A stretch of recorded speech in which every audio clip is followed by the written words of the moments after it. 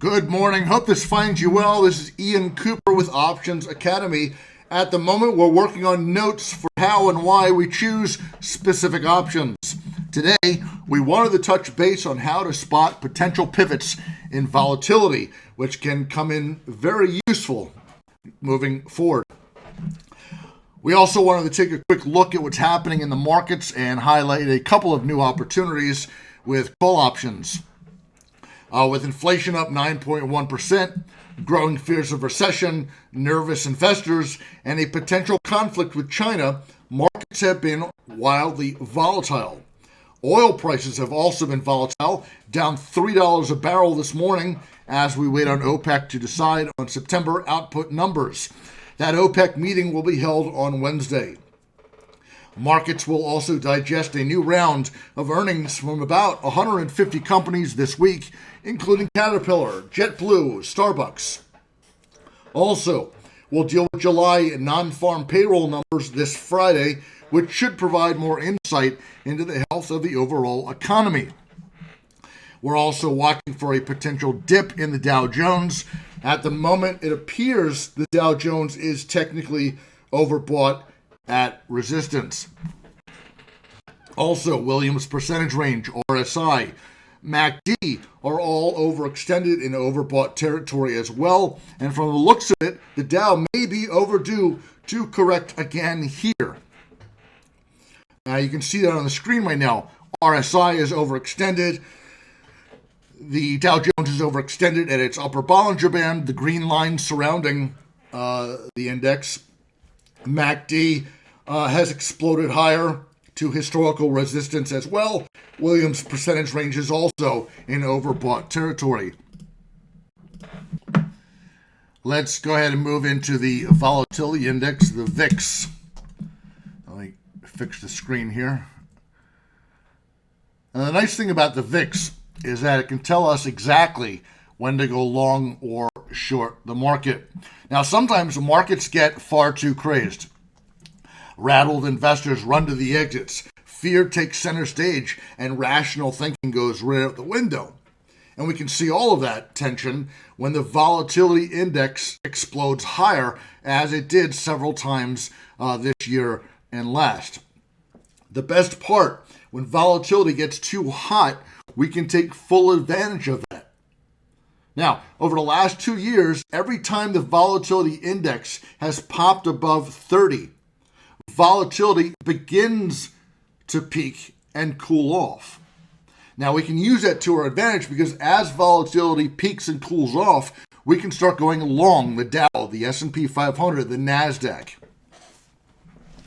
Now, there are a few ways to spot potential peaks in volatility simply by using RSI, MACD, Williams percentage range. You'll notice about 80 to 85% of the time that when RSI moves to or above its 70 line, it's considered overbought.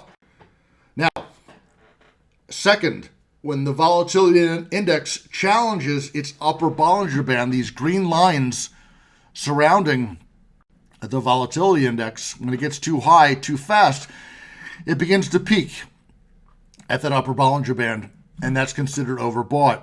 And you can also see that when MACD begins to push aggressively higher away from the mean, it's another indication of an overbought situation. And then finally, Williams percentage range gets too red hot above its 20 line.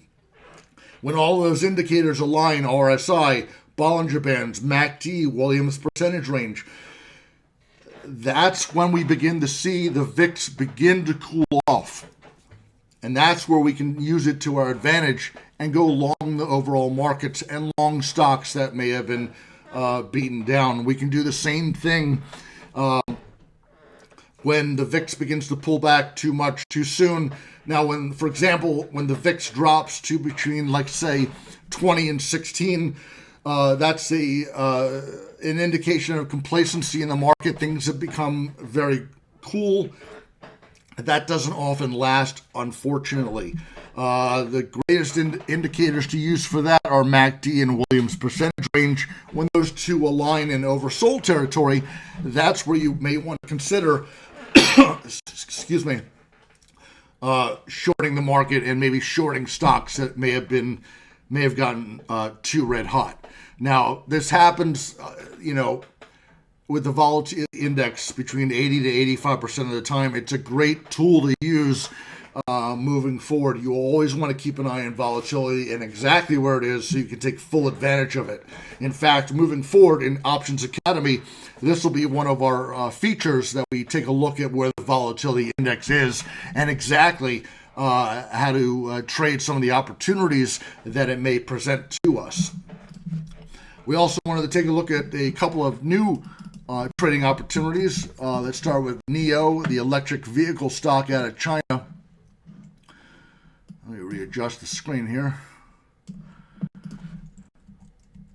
All right, there we go. This is a 2-year chart of NIO. You can see that RSI, MACD, Williams percentage range are all starting to pivot higher.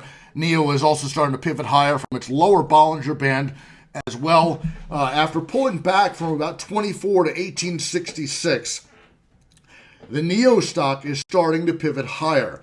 Not only did it just catch support at its 50-day moving average, the blue line on the chart right here, it caught that 50-day moving average beautifully.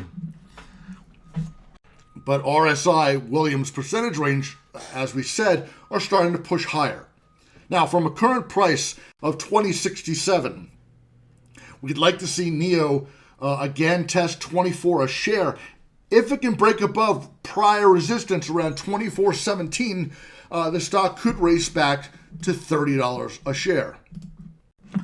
Helping out a bit, China just said it would extend an exemption for electric vehicles as part of a plan to boost domestic demand.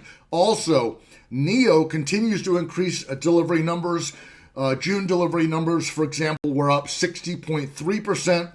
Q2 numbers were up 14.4%.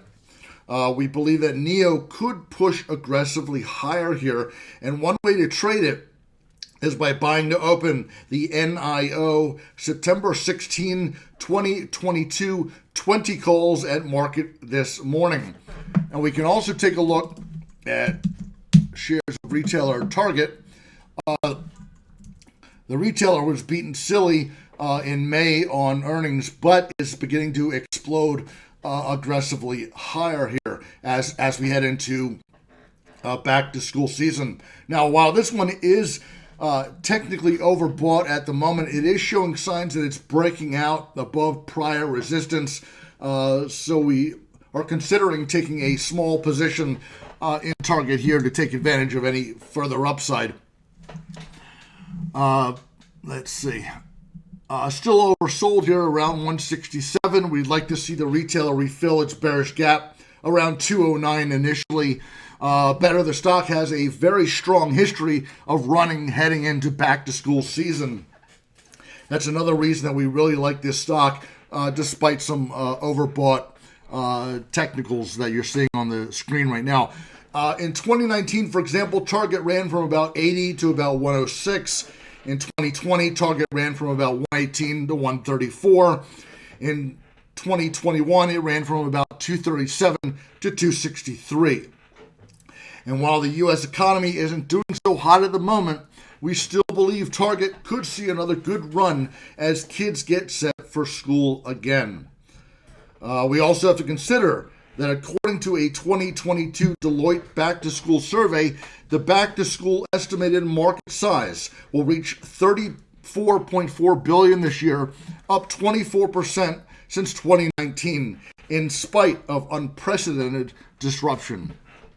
One way to trade Target is by buying to open the TGT August 19th, 2022, 167.50 calls at market this morning as well. That's all I have for you today. If you have any questions, comments, or anything that I can help with, please let us know. We'll get back to you immediately. Next week, we will dive into why we choose specific options, specific strike prices, and specific expiration dates. With that, take good care. Have a great week. We will speak again very soon. Thanks so much.